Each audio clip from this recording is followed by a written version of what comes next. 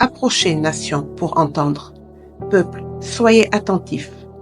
Que la terre écoute, elle et ce qui la remplit, le monde et tout ce qu'il produit. Car la colère de l'Éternel va fondre sur toutes les nations et sa fureur sur toute leur armée. Il les voue à l'extermination, il les livre au carnage. Leurs morts sont jetés, leurs cadavres exhalent la puanteur et les montagnes se fondent dans leur sang.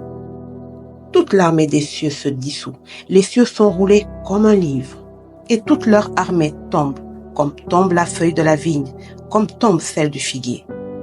Mon épée s'est enivrée dans les cieux. Voici, elle va descendre sur Édom, sur le peuple que j'ai voué à l'extermination pour le châtier.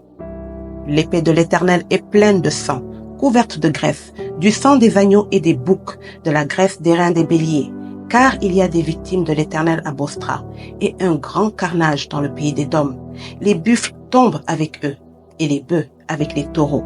La terre s'abreuve de sang, et le sol est imprégné de graisse.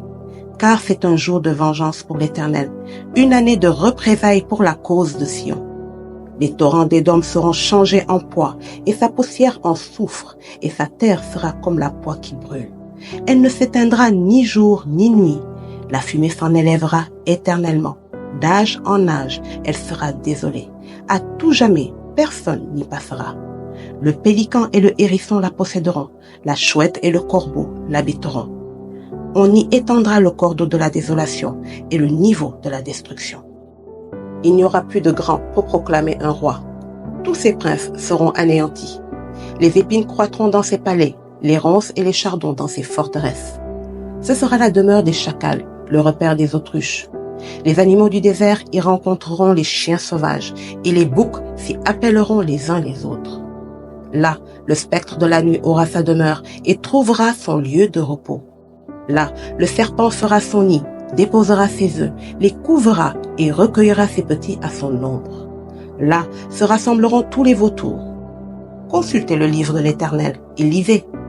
Aucun d'eux ne fera défaut, ni l'un ni l'autre ne manqueront.